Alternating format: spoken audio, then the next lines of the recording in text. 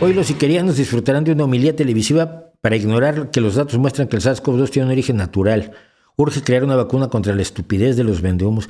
Es que mira, la vacuna contra esa estupidez son las leyes. Yo lo he dicho, lo he explicado en muchísimas ocasiones. La libertad de expresión no implica la libertad de mentir.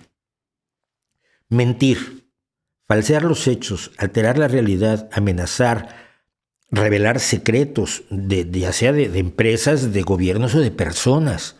Secretos que no son delictivos, pero con lo que les puedes destruir la vida a una persona.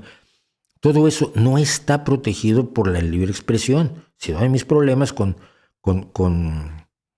Wikileaks, que Wikileaks liberó información que causó la muerte de personas inocentes.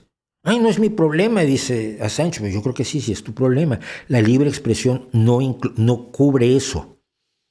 Y entonces cuando alguien miente, como mienten los invitados de Iker Jiménez o como miente el propio Iker Jiménez, existen leyes que controlan la libre expresión que se podrían aplicar, pero no se aplican.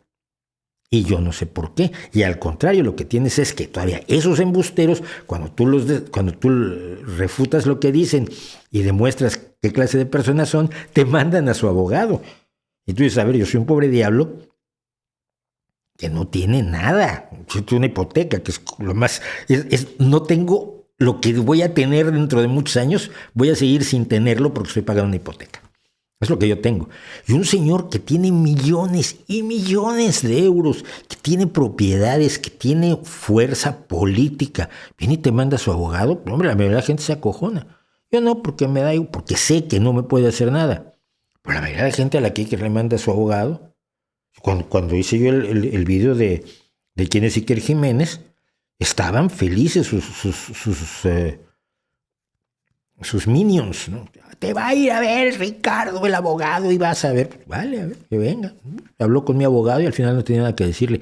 Pero así es como juegan, cuando en realidad son las leyes las que deberían ser la vacuna contra los vendehumos.